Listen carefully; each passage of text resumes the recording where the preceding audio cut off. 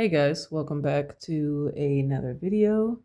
So in this video, we are going to be finally touching on the first main subject of this online art course, things I want to try to teach you guys.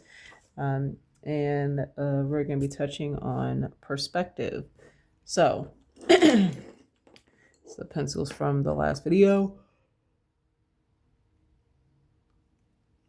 I am going to recommend that you guys get some type of straight edge, preferably just a basic ruler, so that way you guys can make clean lines. Or if you feel comfortable enough and you want to try to get better at your line work, you can try to freehand it, but since we're learning perspective, I recommend a straight edge or a ruler, so that way your lines are actually straight and things are as accurate as possible. So, watch your tail, big boy. Sorry, got 7 laying down next to me. So, the perspective lessons are going to be broken up in multiple different parts. We're going to try to keep everything as simple as possible. Now, within these perspective lessons, everything that we're going to be working around is going to be centered around 1 point, 2 point, excuse me, and 3 point perspective. And let me see if I can adjust this just a little bit so that's the way, hopefully it's not as distorted. So, and hopefully I'll be getting another light soon, so hopefully that'll help as well. But we're going to be touching base on 1 point, 2 point, 3 point perspective. Now, there are tons of videos out there. There's tons of resources that you can invest in. That you can invest in and or buy to help you with perspective. Now, if you are looking at books as far as perspective, the one book that I'm going to say a lot of these lessons are going to come from, because it is very, I think, thorough as far as teaching you the important things you need to know in order to really get a good grasp of perspective that's affordable and is not going to bog you down with unnecessary information. But it is Perspective Made Easy by Ernest Norling, I think is how you pronounce the last name. This book, when I purchased it, was $9.95 USD. Really great book if you're really starting to, know nothing about perspective and you really want to get a good grasp of things from the ground up. Now, certain things within that book, I do feel like sometimes the explanation was a little bit weird, but I'm not sure if it was just because of how I was reading it or just the how they were trying to word certain things. Some seemed to throw me off at times. Just kind of going back and reviewing some of the information to kind of teach you guys. Now there are, I want to say, a few more books I'm going to go over that you may be interested in looking into. And then the last one, I'll talk about why I wouldn't recommend it for beginners, but I know it is a book that is highly recommended by many artists in the art community. So, excuse me, guys. Another book that I would recommend is this book here. It's called Perspective for Artists by Rex Cole. Geez.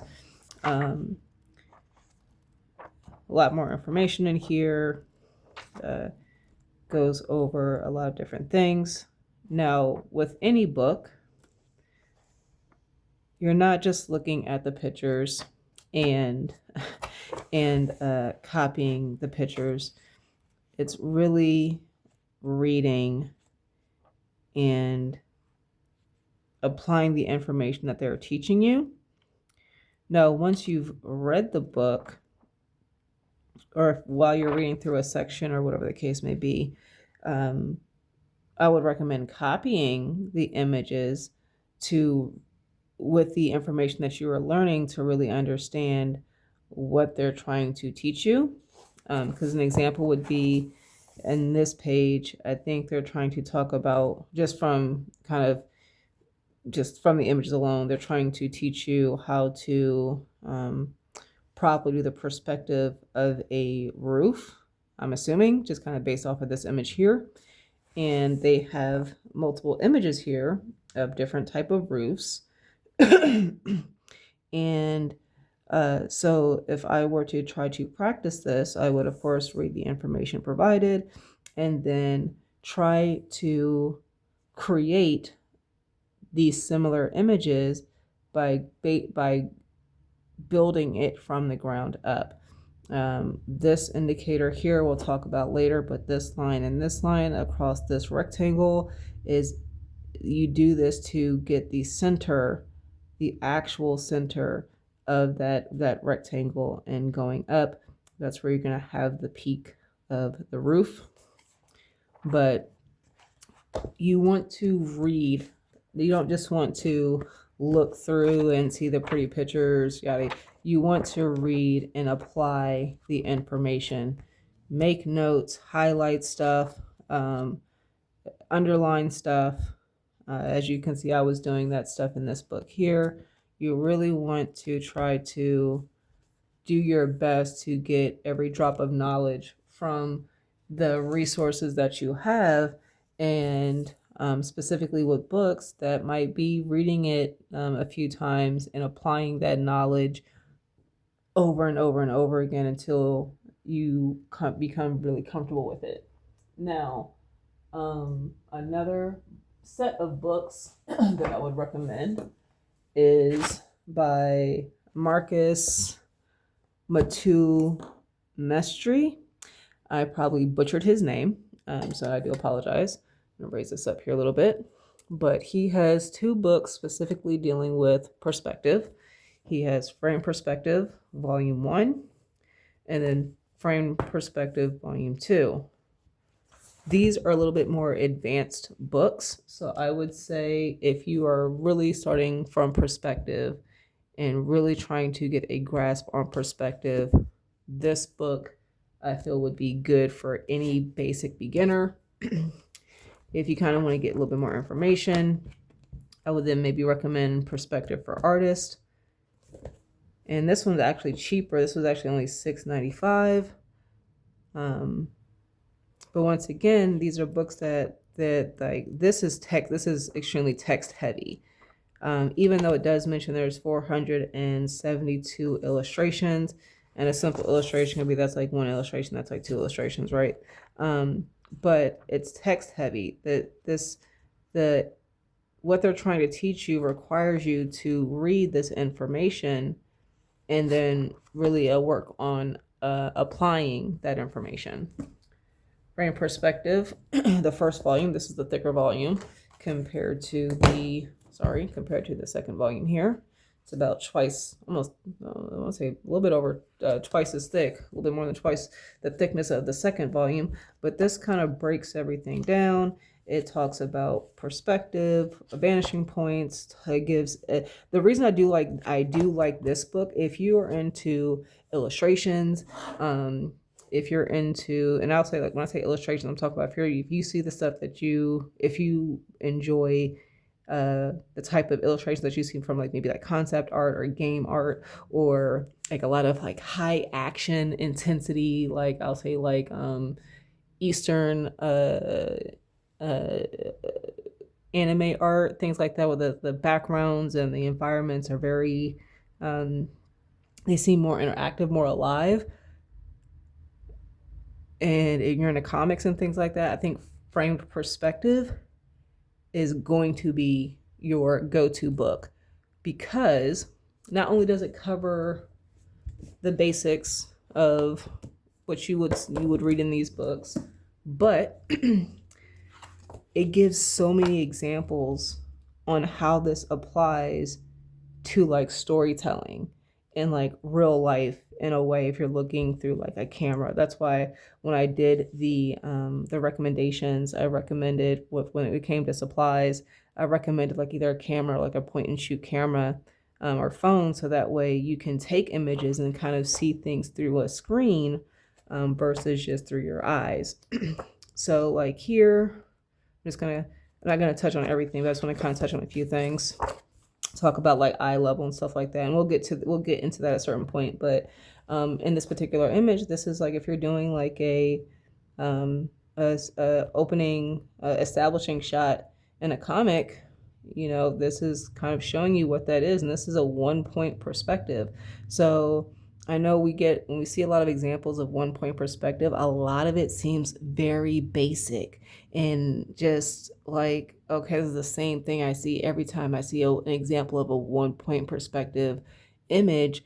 But these images kind of show you the depth of what you can achieve with 1-point perspective, especially if you're talking about storytelling. So, and I mean, you can of course interchange this, if you're doing a high fantasy, or, these could be like these like shacks, or like a marketplace that you're looking on from the front view or side view, whatever the case may be, or like a castle wall, and then you have the castle in the background. You can, of course, change that accordingly. Even this particular area, this image honestly kind of reminds me of like a murder mystery, or like it kind of, every time I see this image, it reminds me of the movie Constantine. For whatever reason, it always reminds me of Constantine, and I think it's because of the character and the long jacket, with this like dark kind of look on his face, right? This always reminds me of Constantine, but this is 1-point perspective, and this is storytelling within an illustration, because when I look at this, I want to know more about it, right? I see writing on the wall. I see a kid's bicycle, so that means whoever was here, there used to be a kid at some point. There's a cross on the wall here. So whoever was in here, this was like a religious building. You can tell that the wood is the flooring is wood panels. If you wanted to get into there and read the text, but you can see that there are beams across the roofing, the frame of the door. So for me, I would assume that this is an older home, outside of like the cracks and stuff within the wall and the peeling paint.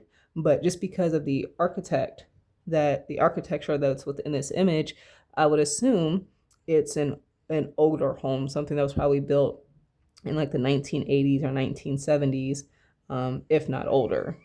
And you can hear Seven who's dreaming. But even here, like he's giving different examples of a character who's in the same pose, but changing up that background can really change the dynamic of an image and what you're seeing.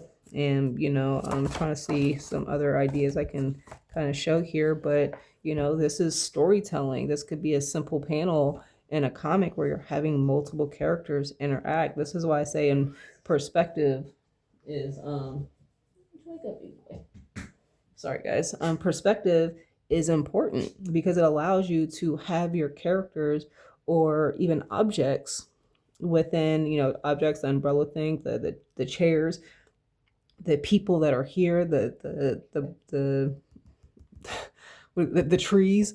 It allows you to place these objects in perspective and make them look like they are actually within the environment themselves, versus just kind of plop there and it looks awkward. And I think if you look hard enough, I'm pretty sure there are times where you can find images where it just kind of looks like a person was just placed there or plopped there, and it wasn't put in correctly because they look like they don't fit in the scene. All this is perspective. You've got, I'm gonna say 2-point perspective, possibly 3-point, with a vanishing line possibly here, or the horizon line here. We'll talk about that later. I would say possibly 3-point because of the buildings, but 2-point perspectives at least because of the angle of the buildings. You're seeing at least two sides. This is going off here, this is going off here, so at least 2-point perspective. Even this here is perspective. You have a lower point of view compared to the humans because you're kind of looking at it as you're viewing it from like the snake, but all of this is storytelling. And this is why it's important to learn perspective, because it can really help you convey those stories or those illustrations that you're trying to convey with like with some interesting interesting point of view, right? So it's not just like these stagnant pictures. Even this is perspective. If you're, doing an image of like a village or a town or a city, you gotta be able to draw this stuff and make it look like it actually fits with the environment, that it actually works. This 1-point, or is this 1-point perspective? Let's find out. This is 1-point perspective. So you look at something like this. It might be 1-point. I'm not quite sure. I'd have to double check on this particular image, because it's got multiple vanishing points, but they all go to. But it looks like everything converges at the center. So I'm not sure what I would have to go back and read through some of this stuff, but being able to draw something like this, and how many times have you wanted to draw an image that this is a story within itself? And because at this point you see that there's a radio, so maybe that was abandoned, there's a gun there, so someone was here, and then you have an army of people who are making their way up, and you know that the building is destroyed, so this is more of a war zone. That's a story within itself. There's so much stuff that you can really get into when you're talking about creating perspective. Even being able to draw creatures or vehicles, you need to be able to kind of draw that stuff in perspective and make it look correct. So I just wanted to kind of touch base with some of these books, because I want you guys to be able to see especially from a story, if you're a storyteller or illustrator, the importance of perspective. Now with this book in particular, it's more on like the human body in perspective, and this is talking about shadows and things like that. So yeah, even at the bottom, perspective, frame perspective, volume 2, technical drawing for shadows, volume, and characters. So if you're trying to draw characters in perspective and make them look correct, especially when you're heavy into storytelling, this is definitely going to be like your second go-to book. Whereas this one, it's technical perspective and visual storytelling. So I feel like these two books are really good if you're into creating stories and storytelling illustrations. Now, the one book that I would say, so give me a second, I'm going to put these up. So the book that I'm about to introduce, I'm sorry, my dog is looking at me literally across from my art desk here. The one book I'm about to show you guys, I would not recommend for beginner artists. I would recommend either the Perspective for Artists, which is this one, Perspective Made Easy, or if you really are trying to get into storytelling and still learn perspective, the Frame Perspective, Volume 1 and Volume 2. And I want to offer that I would recommend those as a pair, because one is specifically talking about figures in perspective, and if you're trying to tell stories with figures or creatures, being able to draw those things in perspective is going to help you. But this is one book that is highly recommended through the art community. It's something that I'm still working through, because it is extremely not only heavy as far as text space, but really learning the information and working with applying the information so you really understand it. So that book would be if you haven't guessed already, the How to Draw book by Scott Robertson and Thomas Bertling.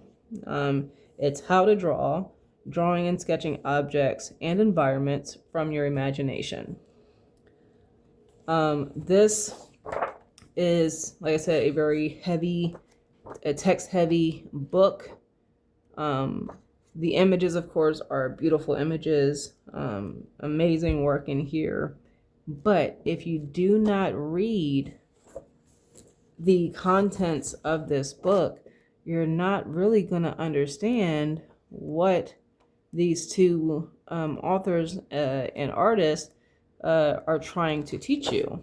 And yes, it does go as simple as, basic exercises. Some of this is the stuff that I have mentioned to you guys before.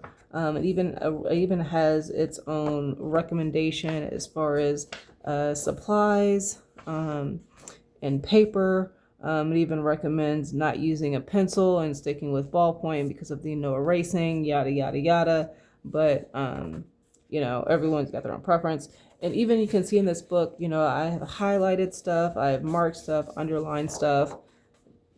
You want to make sure that, if there's stuff that sticks out to you, don't be afraid to mark up your books, guys. It's completely okay. It does not have to be pristine as if you just got it from the store.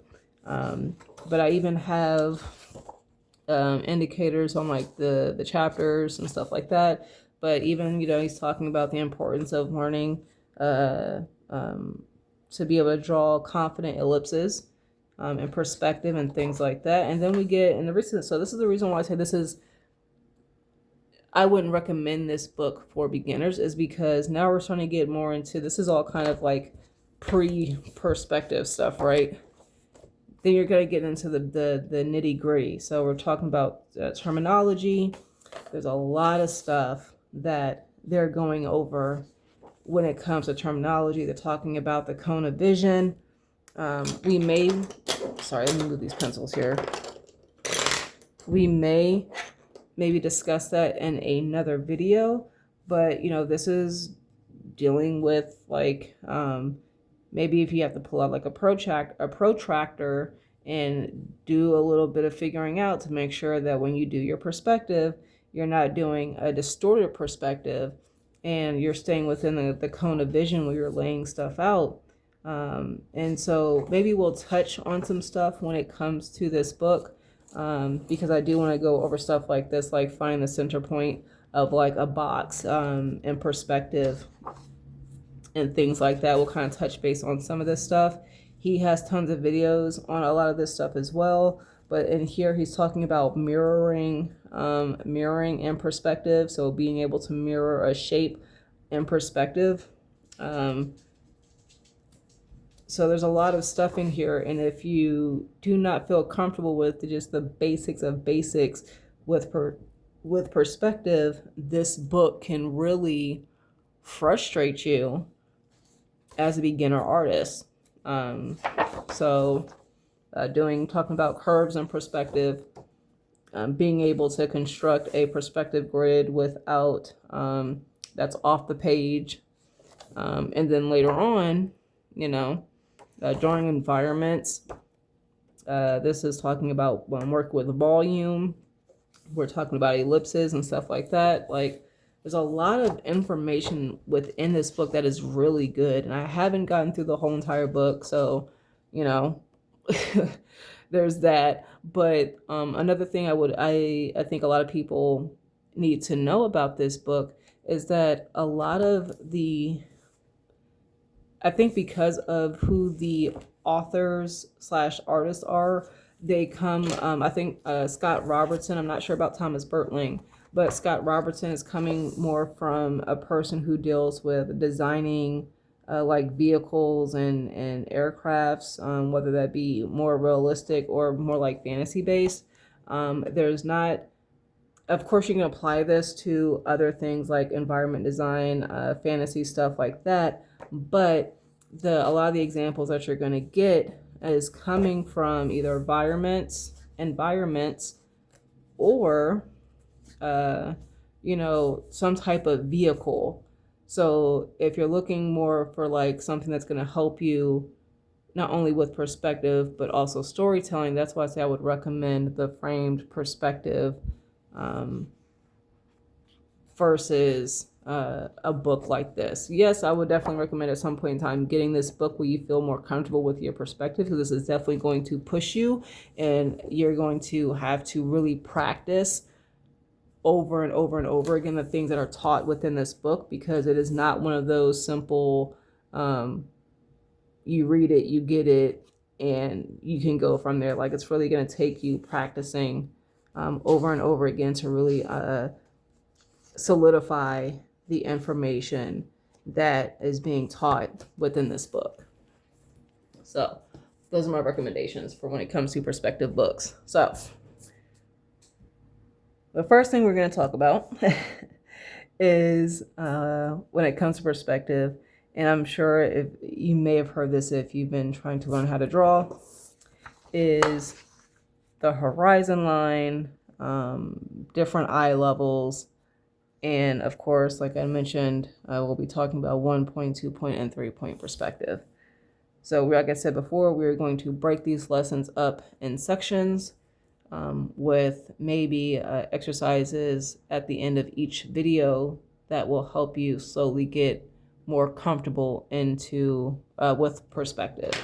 So the first thing we're going to talk about is the eye line / horizon line, right? Your eye level is pretty much going to be the indicator for your horizon line. And we're going to keep it basic when it comes to the horizon line. So there's going to be, of course, variance within each one, but you have like a mid-level, middle level, middle eye level / horizon.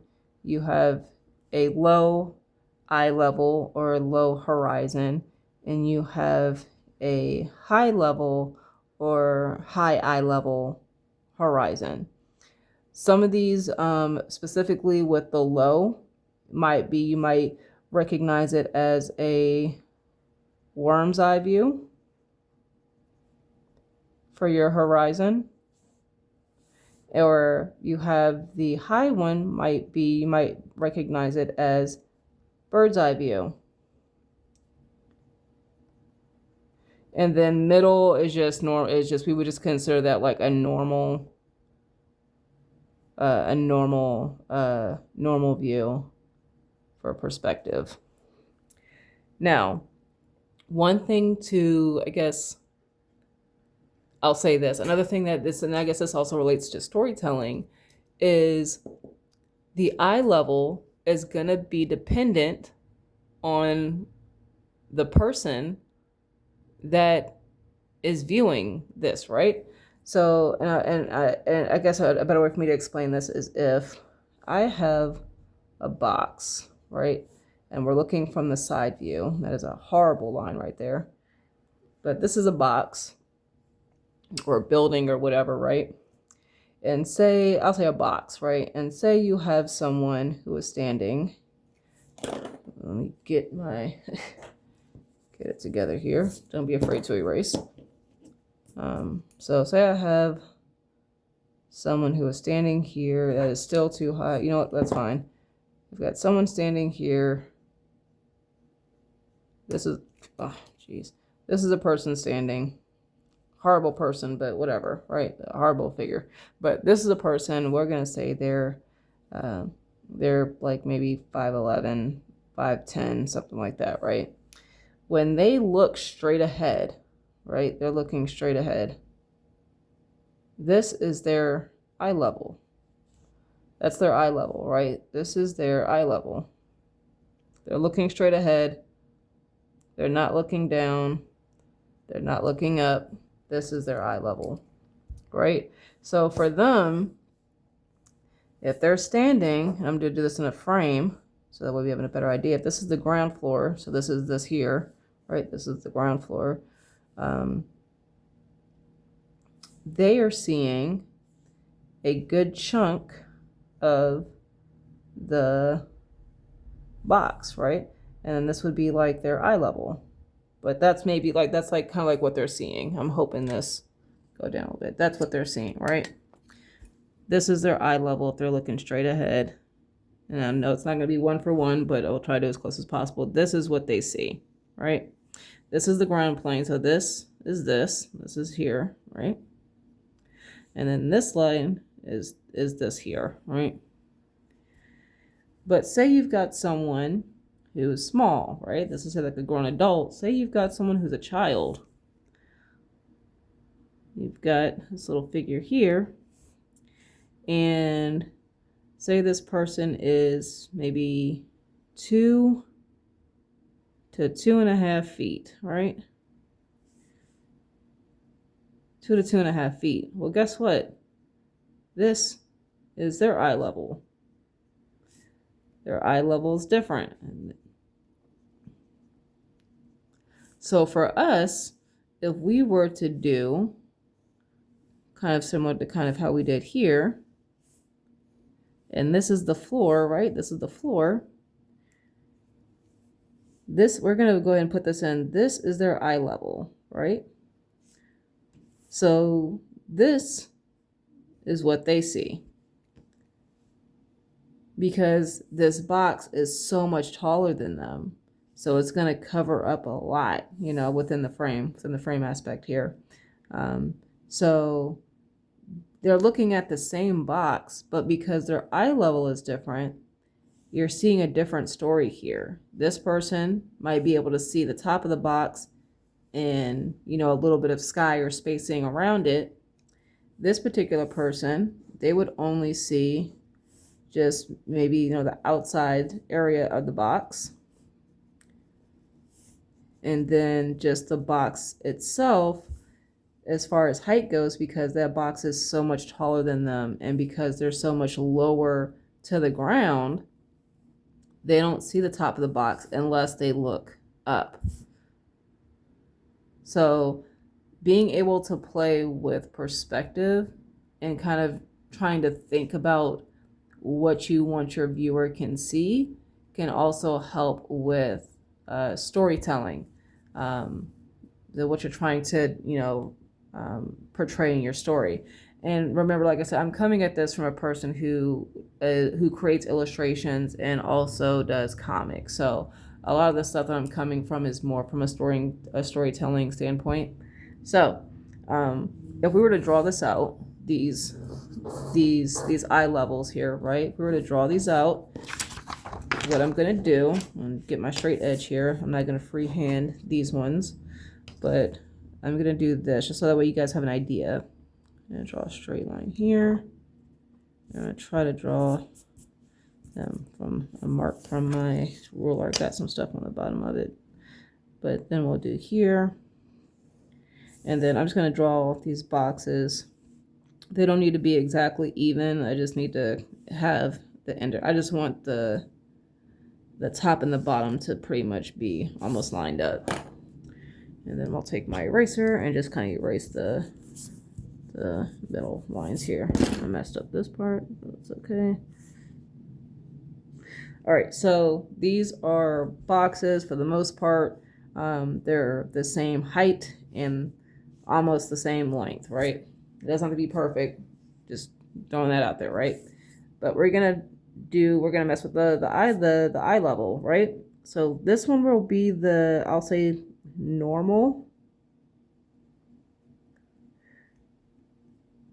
slash middle horizon line. And so going forward, when I say horizon line, I mean eye level. So we'll put that here.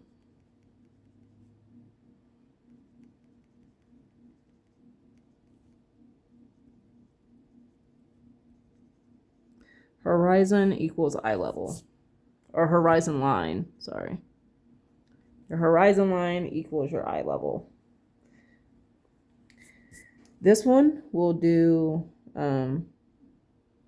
high slash, keep breaking my lid here, slash bird's eye view. And then we have low, which will be worm, or you can do insect, right? Worm, insect, whatever you want to do. So if I'm doing a normal eye line, most of the time when you see a normal eye line, it's straight across the middle of the page. It's dividing this. This is almost, if not exactly, the same distance as this, right? And that has a true balance feel to it, coming from like storytelling. Now, the bird's eye view, what you're going to do, because you're going to be looking down onto things, and we'll show examples of this that I want you guys to practice. That horizon line, we're having a high horizon line. So your horizon line is going to be somewhere above the halfway mark of your image. Because if this is the middle, then we can, the high horizon line is going to be somewhere above this. And usually you can kind of play with the middle one too. You can go above, a little bit above, a little bit below. It kind of depends. Same thing with the high, if you don't go high enough, then it kind of seems almost like a normal eye line. That makes sense. And then your low, once again, we're going to go, if we got the middle point, we're going to go somewhere below that middle line. So we're talking about a low, and I'm going to raise the low one up just a little bit more. So it's still low, but it's not too low. But this would be a low horizon line. So what I would like for you guys to do for this particular exercise when it comes to the horizon lines is do a combination and play around with how high you can make a horizon line, how low you want to make a horizon line, where you feel comfortable placing a horizon line for the middle. Because like I said, the middle can maybe could do like maybe right here, or even maybe right here, and I would still consider that a middle horizon line with one of these two lines here. I'll make this a little bit darker, like here and like here. I would still consider those like middle horizon lines. So being able to play around and see what you consider to be a normal horizon line versus like a bird's eye view, and then like a worm's eye view when it comes to horizon line. And I would say maybe do like 5 to 10 of each horizon line, so that way you can kind of play around with it. Now, continuing on with the horizon line, I'm going to show you guys really quick example of what I mean when we're talking, specifically coming from storytelling, with these different horizon lines. I'm going to draw a 1-point perspective. So you're going to see a box, and it'll be in 1-point perspective, aka it's going to be straight on. So I want you guys to really understand what the type of impact playing with the horizon lines can really do when it comes to an image. So I'm going to go down just a little bit more so you guys can see. I'm hoping that it's focused for you guys. So we'll do a middle horizon line here. I'm going to draw the horizon line just a little bit lighter, so that way when I draw the box, it's not so harsh. We'll do a high horizon line. And that usually feels right about for me, just in this particular thumbnail. And then we'll do a low one. We'll do it right here. I'll go a little bit higher. This is like a low horizon, right? So if I were to do a box within these horizons, right? So we have middle, high, and low.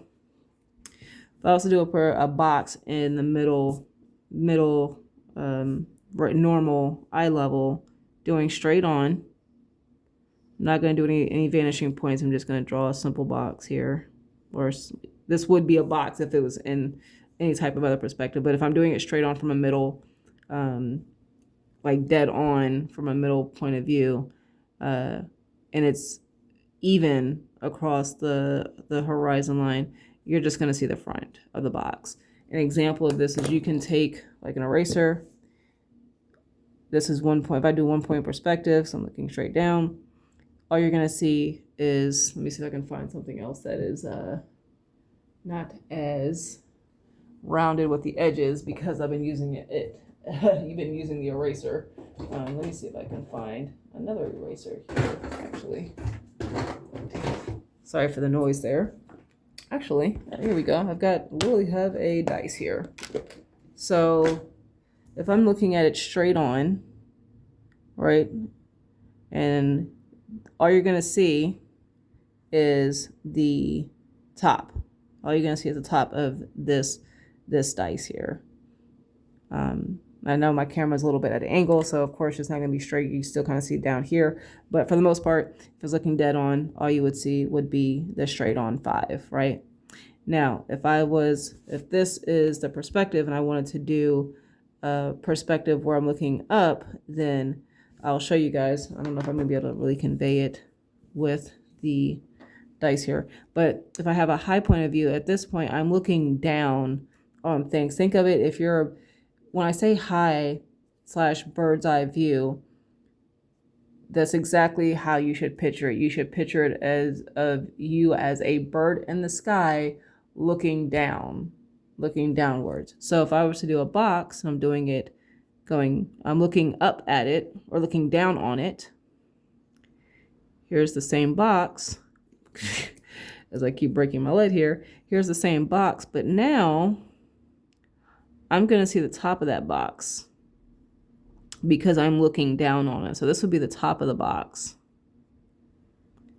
And this would still be the side of the box. And I'll even put an indicator here. This would be the side, right?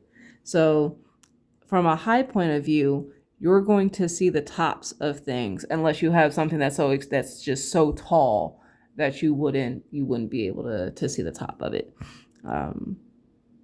So it could be like a bird that's flying, but you have these huge, gigantic mountains that are surrounding you. So you might not be able to see the actual tops of the mountains. You might be looking more at the top of the mountains from a straight on view versus the actual top, like being able to look down and see the whole entire mountain. I'm hoping that makes sense. But so if you're looking from a bird's eye view, you're looking down on something, you're going to see the top of the top of the items. All right. Now, for a low point of view, I'm going to draw it this way. So there's 2 different ways you can do this depending on where that object is placed.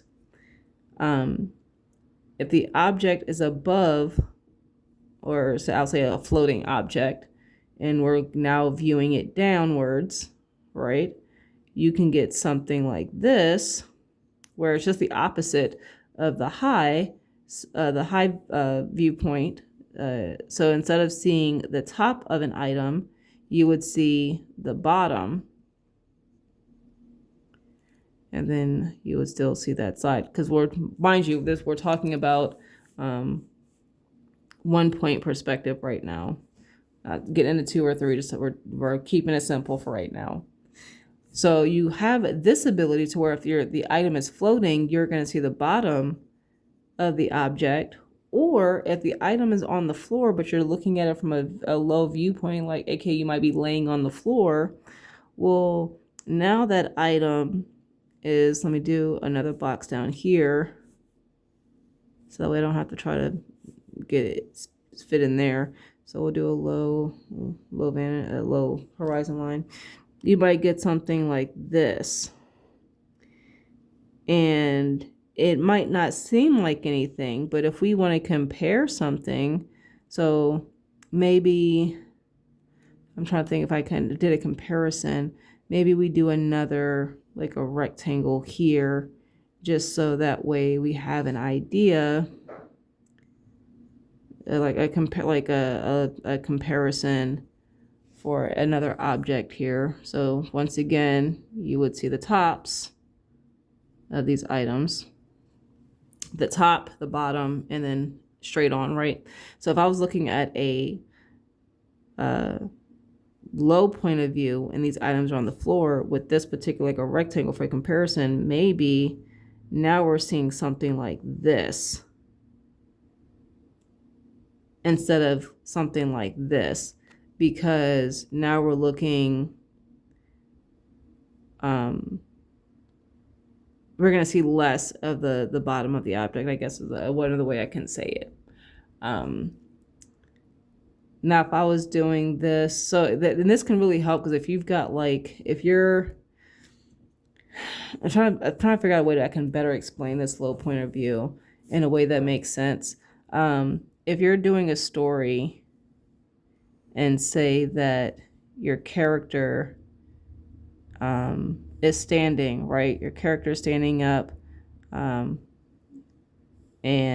they're at a low point of view though, and say they're looking at someone. And this is horrible, but this kind of gives you an idea. I'm just trying to lay something out here. This is a low point perspective, right? So technically, even my perspective is a little bit off, but whatever, we're going to make it work for right now. But you're going to maybe see a lot more of the upper body, or the lower body, sorry, versus the upper body, because you're looking down and you're looking up. So, yeah, so this is like, say, I'll say like if you're sitting down maybe, right? And you can do this, you can take like a bookshelf, and if you sit down versus if you're looking straight on, you can play with that level of, that eye level. I mean, you can do it just facing a wall. You can put a sticky note or something on a wall, and then you can look at it at your normal eye level, and then keep that Post-it note where it's at, and then sit down. And then that your point of view is changing. So now you would be at a low viewpoint when it comes to viewing that item. And then if you want to see what it looks like from a high horizon level, get a chair safely, and just stand on a chair, or even if anything, just take the Post-it note and move the Post-it note down to the floor or closer to the floor. So now you are looking down on it. And you'll have your bird's eye view of a Post-it note, right?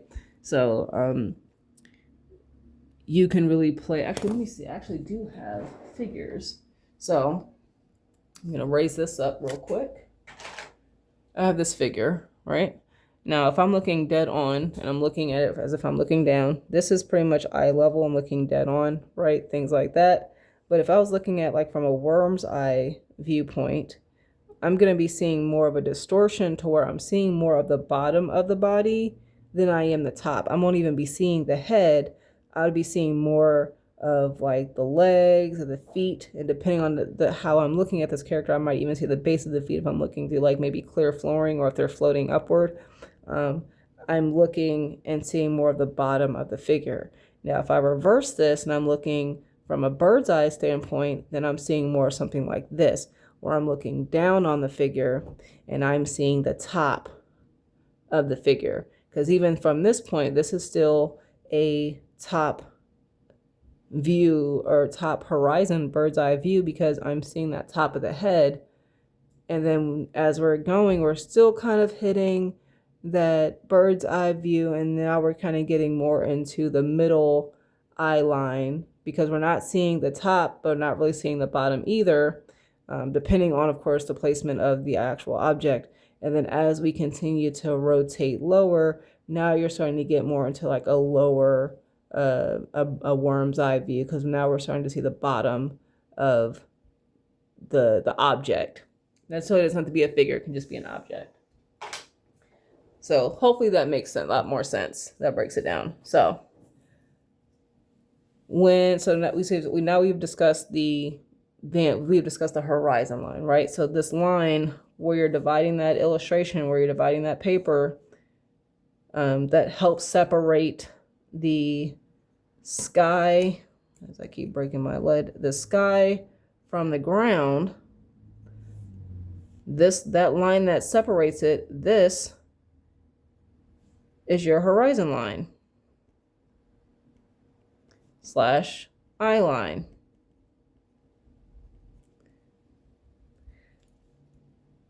And you can play, of course, moving that up, moving it down, whatever you want to do, right? That's going to help change how you view that particular illustration. So hopefully you've been working with your shapes, practicing squares, things like that, because now we're going to talk about the vanishing point. And what a vanishing point is pretty much where, if you were to take an object, so I will do a square here. If you were to take an object, we got our horizon line. So if you want to short line it, just HL, horizon line. I'm going to use a box, right?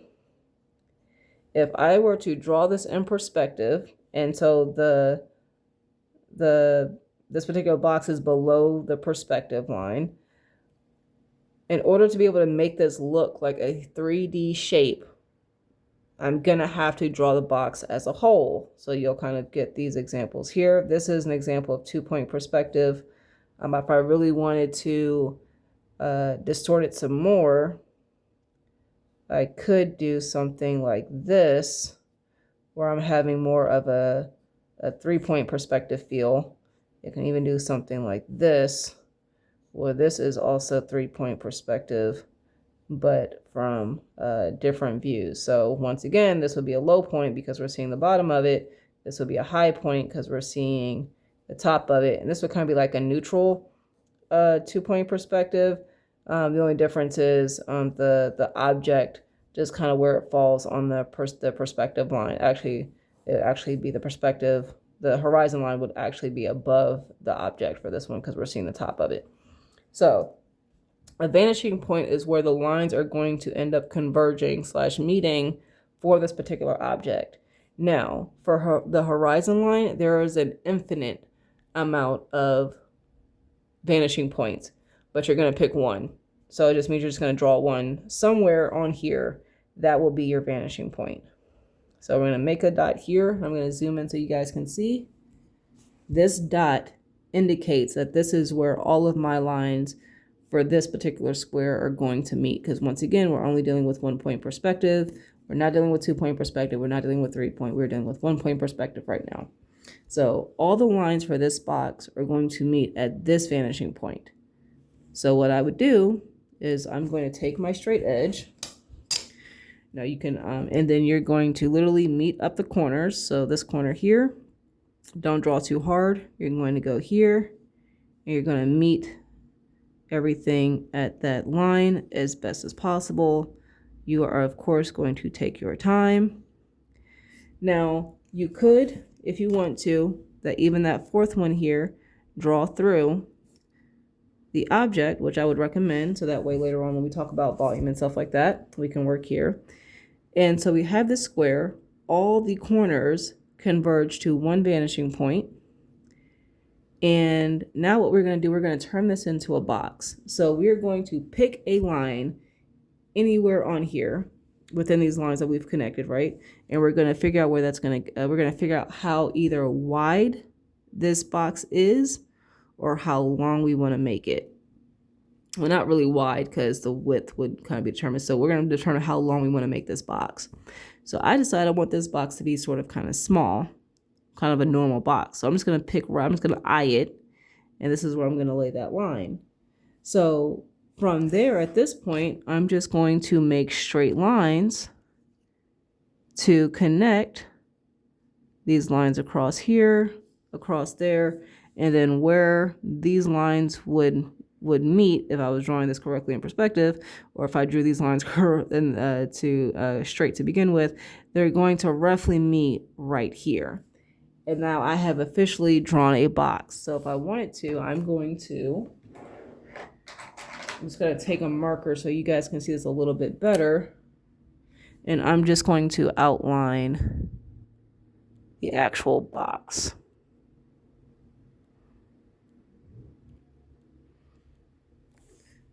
So that would make my box. And so if I wanted to, if I really wanted to play with the perspective or play with vanishing points, and I would recommend, of course, using a straight edge versus freehanding these boxes. And I guess I'll do that. So I will set an example here and do straight edges. So this is my box. I'm going to still keep that perspective, the horizon line. I'm going to keep it as like a neutral.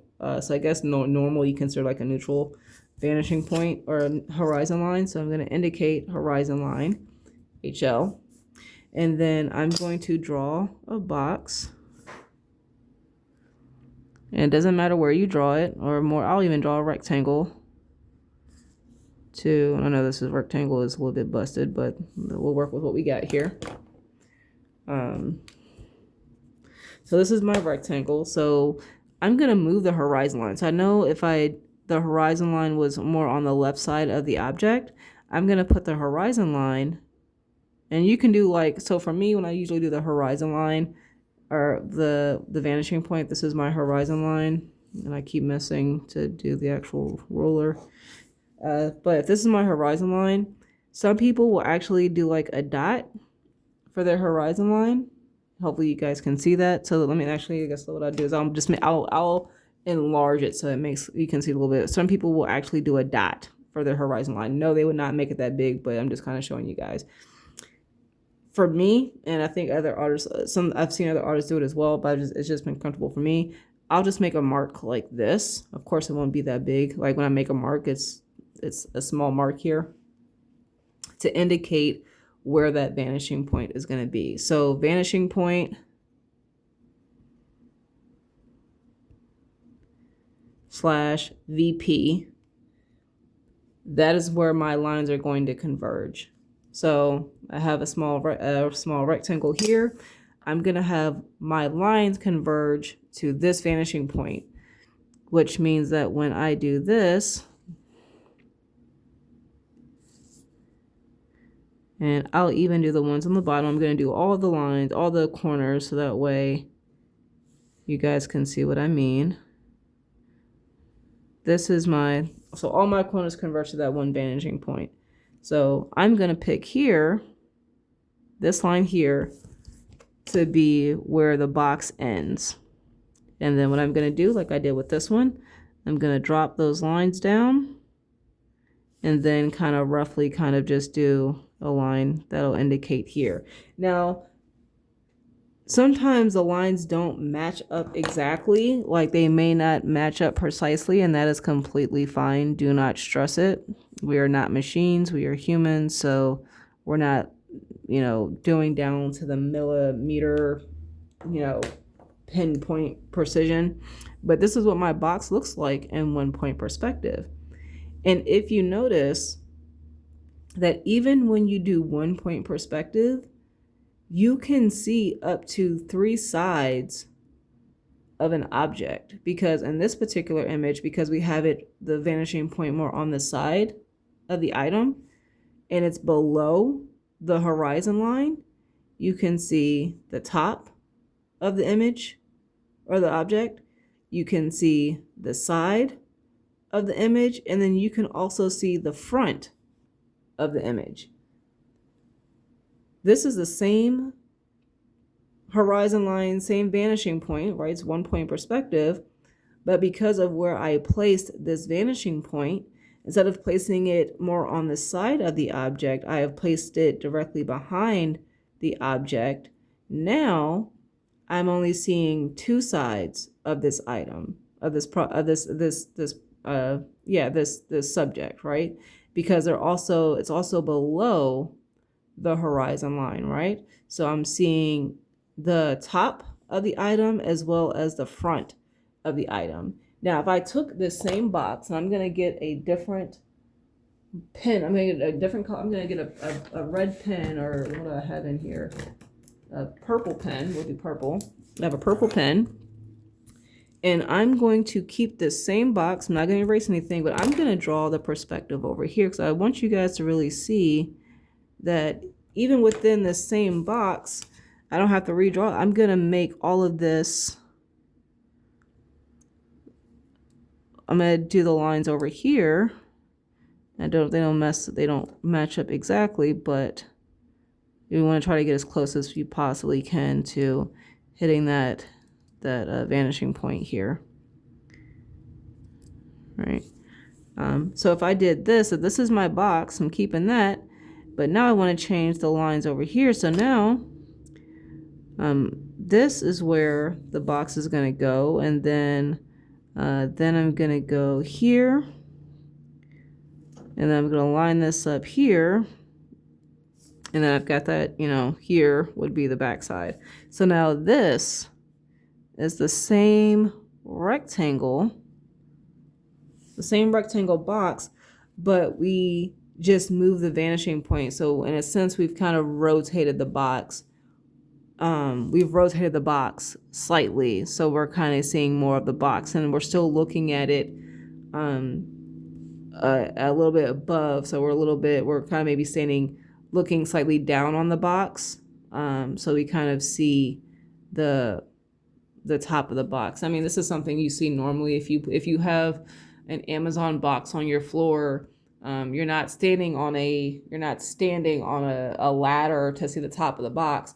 Even if you look down on the box, you're not looking directly down on it, you'll still see the top view of the box, and then the side, at least two sides of the box. So, you know, you can rotate it and do that. So if you have a box or if you have a dice, you can do that, you know. So if I'm looking at it straight on and I want to just rotate it and sit in 1 point perspective, well, now it's in 1 point perspective, but I see two sides, which means the horizon line is like even, like this would be the horizon line area. But if I tilt it slightly just down so that way you guys can see, because I don't want to move the camera, then this would indicate that the horizon line is going to be above the box, because now I'm seeing the top as well as the sides. Or if you were something like this and you see the bottom, well, now as well as the sides, well, this could still be 1 point perspective, but you're going to see the cube here is above the vanishing point, because now we're seeing the bottom of it. And we'll do an example of that as well. So we took this square, we did the 1 point vanishing. I'll also show you guys what it looks like if I did this box or rectangle, it doesn't matter. If I did this with it being directly on the horizon line. So if this is the rectangle, like a box standing up on its side, and the vanishing point is right here, you know, indicate with a VP, well, guess what? I'm still going to converge all these lines to this vanishing point, right? Do here. All of those lines converge, but the only thing I'm going to see is this. And you can still, of course, draw through to help you get used to drawing the volume of objects. But at the end of the day, when I go ahead and draw or really indicate the outline of this box here, this is what I see. So I only see two sides. I see the front on, and then I see one side here. And then if I were to, and I'm drawing this in pen, use your pencils, guys. But if this is the horizon line, and then I draw a square, or somewhat of a square, and I did the vanishing point directly behind that item, right? I can still connect the dots here, and I'm gonna indicate where that box is or how wide it is. But when I draw that indicator, I really draw that line to indicate the actual box, the only thing that I'm gonna see, I'm just gonna darken this up, is that front view of the box. You wouldn't see the inside because it's not, you're not seeing through the box, you're just seeing you're seeing it straight on. Same thing that if I were to, I'm gonna do this. Here's my horizon line. I've got my square here. Now we're going to move the vanishing point over to this side. So we're just going to reverse it. And then we're going to draw the lines here. And I'm just going to kind of roughly kind of sketch this in so that way, because I'm doing this in pen, I kind of want you guys to see what I'm doing here. So, but if I know the box is going to be here and it's, you know, on the horizon line, this is all I'm going to see from this box. The side and the front view. I'm not going to see the top view. So where you place an item on the vanishing point is also going to help you determine, even just in one point perspective, how much of that object you see. And we'll even do this. So we did the below the vanishing point, or below the horizon, right? The box that we did here, it's the below the horizon line. So now we're going to do a box with this setup here with the vanishing point moved to the side. We're going to do it where the box is above the horizon line. So we're going to do a square here. And this is the horizon. This is the vanishing point. And I'm going to kind of just rough these in. Now I'm freehanding these. Please use a ruler. But they're all heading towards the vanishing point, right? And then I'm going to figure out where those lines are going to go here, and then I'm going to rough it here, and then kind of line here, right? And when I really want to indicate the box here, this is what I'm seeing. So I'm now seeing the bottom of the box, the side of the box, and the front on view of the box. So, and this is just the middle line. This is just a regular neutral horizon line. Now, let me move this to the side. I'm going to switch back over to my pencil here. So I really want you guys to understand what I'm doing here. And I will go ahead and use my ruler. So now we'll do just a quick examples of if I were doing a low eye level and a high eye level. So we'll do a high eye level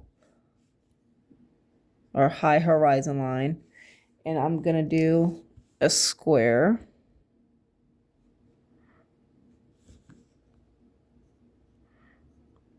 And then same thing like we did on the other ones, I'm just going to put my vanishing point over to the side. It doesn't matter which side. I'll do it over here since I know for the most part I've been doing it on the right side. I'm just going to move to the left side, and then we're going to connect those dots here. And you see how this one still has a similar feel to it. And I can tell with this that my lines are a little bit off from my square, but you know, try to be a little bit more precise with your stuff here.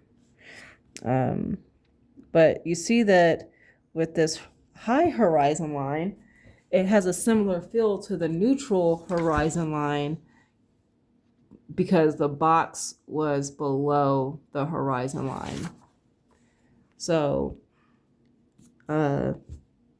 same thing we're going to do. We're going to figure out where we're going to draw that line to indicate where the other sides of those boxes are going to be. I messed up there. Sorry, guys. And then we're going to do that. And then what I would like you guys to do is just really, really darken the lines that indicate the outside edges and corners of the box that you would actually see. Or if you want to, you can just go back and erase the lines that would technically be behind the side, or you can just lightly shade it in to kind of help hide the lines a little bit, but not too dark. So you can see, you'll be able to have a better idea, an indicator of what side you would actually see from that object. Now, if I was doing this, And I'm going to do a low point of view. And because this is low, this is a low vanishing point, you can only have an item so low before you just start seeing the top of the item, because it would be either below the vanishing point. So if I keep a square here, even if I have my vanishing point off to the side, you guys are going to see. And right now I'm keeping the vanishing point on the within the square that I'm drawing these images, and we'll talk later more about that because you would consider this like a picture plane. We'll get into that later on down the road, but I just want to kind of go over this. So I've already got a low vanishing point or a low horizon line. This right here is my vanishing point.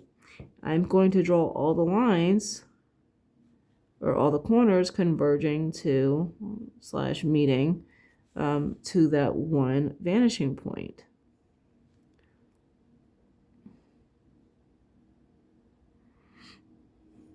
I'm taking my time here. And then once again, we're going to indicate, just throw a line in there on where you want the box to end.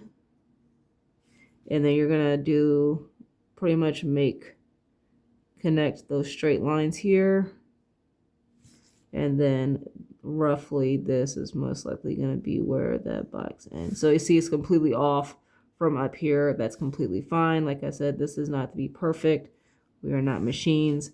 It's not always going to line up perfectly as much as you would think as much as you would like it to. So if this is my box, and what I'll do is I'll actually do what I recommended, where I can erase now the things that I would not see with those connecting lines. So all of this would be gone.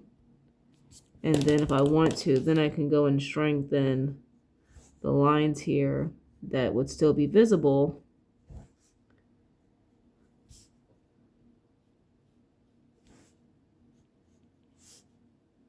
for this particular box. So this will be low, this will be high, and we've already had our neutral / middle horizon line with a single vanishing point. What I'm going to recommend for exercises, because this is where we will end this lesson, because I feel like with this you're going to be able to practice a lot to get a feel for 1 point perspective and the vanishing points, playing with the vanishing points. So what I would like for you guys to do for an exercise is 1 middle vanishing point. We've already talked about that, but you're going to do a middle. Oh my gosh, this is over here trying to free it is not coming out right. So you've got the middle, you've got high, and you've got low, right? These are your horizon line levels.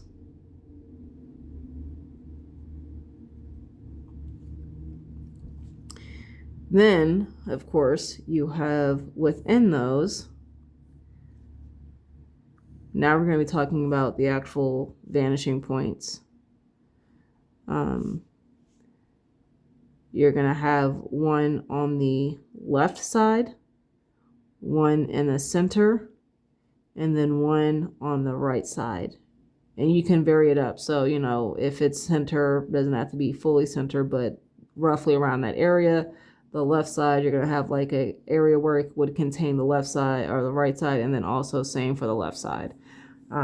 We're going to keep the horizon lines within the rectangles that we're going to be doing these exercises in. But you have your middle, your right side, and your left side. I want you guys to, for this exercise, draw boxes. Use a ruler, use a straight edge. Draw boxes in 1 point. Like I said, we're only focusing on 1 point perspective.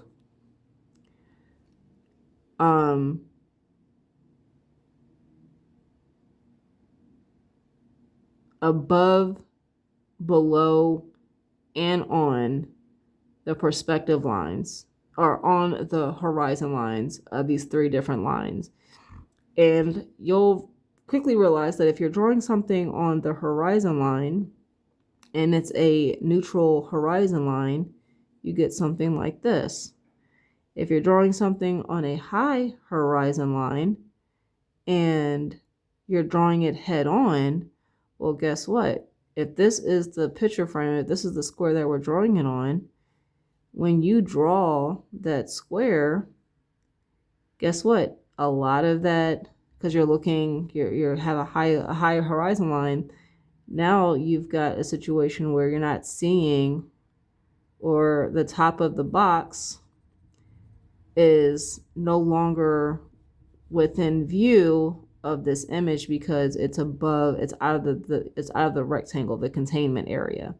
Same thing with the low. If you're drawing a low horizon line, and you'll quickly realize that if you're drawing a box and you're drawing it head on, and you're drawing just a normal box, well, guess what? Now you're not going to see the lower part of that box within your picture frame because it no longer fits there, right? Because of the box.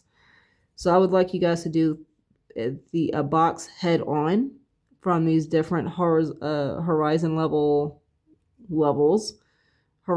levels, sorry. And then what I would like you guys to do, and I would recommend, kind of moving these all over if you want. It's a whole separate thing, but it shouldn't take you long to do that and really get the concept of that. And then after that, what I would like for you guys to do is you're going to draw these rectangles, like like this, like it's this is your image area. You're going to do all 3 horizon line levels, but you're going to draw different boxes throughout, and you can do, like, I would say maybe limit 3 or 4 boxes per little drawing. You're going to do an image where the vanishing point is on the left side. Then you'll do a separate image,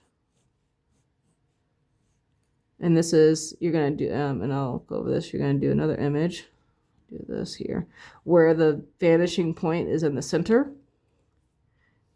and then another image where I'm pretty sure you can guess where I'm going with this, where the vanishing point is on the right side.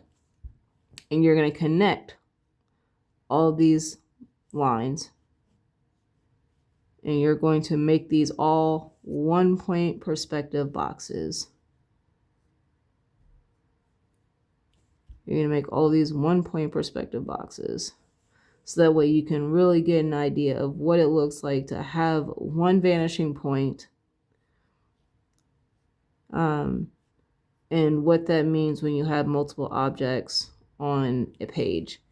But what I want you to do within this is you're going to do the neutral horizon line, the high horizon line, and the low horizon line. So what that means is, and I'll do an example, is if you're doing move this here, if you're doing the low horizon line, and I'll do the right side vanishing point, and I'm just doing 4 random boxes no matter where. And maybe I'll do one above the horizon line, and then maybe I'll do one that's below the horizon line. We're going to connect all of these. And then you'll find out that even with low horizon lines, you might, depending on the object, be able to see, go some of my lines in here, not only the bottoms of things, and I would use your straight edge, use your rulers with this exercise, but depending on the object, especially if something is like buried in the ground, even though you're laying down on the ground and something's buried in the ground, for an example, you still might see the top of that object. So I want you guys to do this exercise, and I want you guys to do 6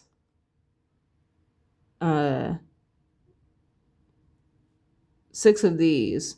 So you have 6 boxes, rectangles, whatever, per each horizon line. And within each horizon line, so you would have, how can I word this?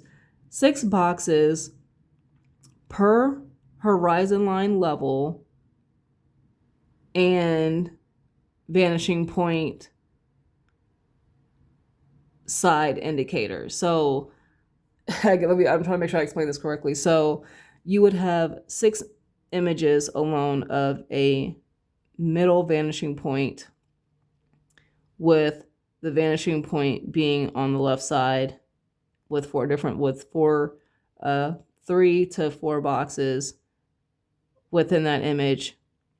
And then you would do the same exact thing. You would have another 6. So you would do this 6 times if it was on the left side, middle vanishing point on the left side. You would do 6 practices, images of that. And then the next one would be maybe middle, neutral, horizon line level on the with the vanishing point in the center. And you would do the boxes where, 3 to 4 boxes, and you would do this exercise 6 times. And then for the vanishing point to be in the center. And then the next time you would do the other 6 you would do would be the same neutral horizon line, with the vanishing point being on the right-hand side, with 3 to 4 boxes per rectangle, and you would do that 6 times. So you're going to have, and then so that's just the middle line, and then you would repeat that with the low vanishing point, and then repeat that again, so low vanishing point, and then you would have low right or low left, low middle, low right, and then same thing for the high. You would have high right or high left, high middle, high right, and you would have 6 of that. So that way you really, really, really get as much practice as you possibly can drawing just basic boxes and perspective and 1-point perspective. And I would recommend doing this as the bare minimum. If you want to, of course, do more to get more practice and get more comfortable, you can do that. If you want to mix it up, you can even do, if you draw large enough squares, maybe do one where you've got like a middle vanishing horizon line, and then you mix it up. So maybe you decide, okay, I've got here and then here. So I've got the left vanishing point, the middle vanishing point. I've got random squares that I've laid here on my paper. And then I decide which vanishing point I'm going to shoot for. So maybe I'll do this one here, right? And I'm still, drawing these squares. So I'm drawing the lines. So I'm drawing through the objects. I want you guys to draw through the boxes. And then maybe with this one, maybe I do here. And then this would be like that. And then maybe this one, I shoot over here. And I think this is going to help you guys see that even though all of these boxes are 1-point perspective, depending on where you lay that vanishing point, you're going to get a different look. You're going to get different looks because all of these boxes are 1-point perspective. The only thing is, it's just where the vanishing point is for these boxes. And that's going to also, I think, help really, if you do something like this where you're having, different, you mark different vanishing points. I know I'm being rough here, but just bear with me. But you have different vanishing points, and then you determine which vanishing point you want to shoot for that particular box. It's going to help you really understand that even though it's 1 point perspective, that horizon line has an infinite amount of vanishing points that you can choose from. It's just going to determine, everything's going to determine on which vanishing point you decide to choose for that particular object. So, definitely do something. I would recommend definitely doing something like this. And I would say maybe doing 20 of these, because that's really going to help you understand that, wow, I can, that I can have this 1 point perspective going on, but these boxes don't look the same, but they're still all in 1 point perspective. They are still all 1 point perspective. And that's okay. So that way you can get used to not having to feel like that when you do your own images, that if you're doing 1 point perspective, that everything has to go to only one vanishing point on that particular image. So you can have a building that's here that's going to this vanishing point, right? But then you've got some building that was built kind of weird, so their vanishing point is actually over here, but it's still 1 point perspective. It's off the page actually, so it looks a little bit different compared to this one, because they're not going to the same perspective. They're not going to the same not the same perspective, but they're not going to the same vanishing point. And you can use that for different things, because just like in this, let's see if I can pull this image up again.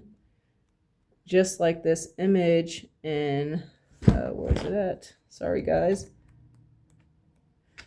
Just like this image here in this drawing, yes, these are all going to one vanishing point, but if you decide to have another random vanishing point somewhere off the page, you can have it to where certain things are going towards that vanishing point. And I know we're saying 1 point perspective because there's only 1 point on the page, but even if you're having something in 1 point perspective, you can rotate that item to go to another vanishing point on that horizon line.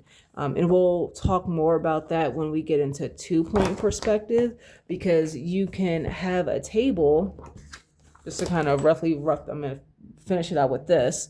So if this is my horizon line, don't try to copy this, or you can, but whatever. But say like these are my vanishing points, and the table is below eye level. So you're going to see the top of the table here, and this is going to be distorted. The cone of vision is busted here, but this is my table, right? I'm just going to draw some lines down here. This is my table. What I'll do is I'll do this. This is distorted. Is it distorted? And I feel like it's a little bit distorted. The vanishing points are too close together. But this is my table. So I'm going to draw these sides a little bit thicker just to kind of indicate that border of the table here. And then do that normal. And then I'll just do these for the legs, even though that's not completely accurate, whatever. But these are the vanishing points, right, for this table. Well, say there's a book on the table and I don't want it to line up like it's just perfect, like everything's perfect, right? So say I want the book to be kind of rotated, or say I want the book to be looking kind of dead on, but kind of at an angle. Well, guess what? Now I can do the book. And what we'll do is I'll do this, because this is a 1 point perspective, right? So technically I would have to go, if it was a book, it would have to be, well, I can't, because it's not going to look right with this perspective, because I've set in 2 point perspective. But if I'm doing a book and I want to rotate the book to where it's not going to line up exactly with the table, yeah, this is off. So I apologize. So this is 1 point, and then maybe this is the 2nd point of where the other book is going to be. Like if this was, I wouldn't have the vanishing points as close together, but this is just to kind of make a point real quick. Here's this, I'll do this, and then here. So yeah, this is definitely too close because now this looks like it's not sitting correctly, but not the best example because like I said, it's too, the vanishing points are way too close together. So it's distorting the image.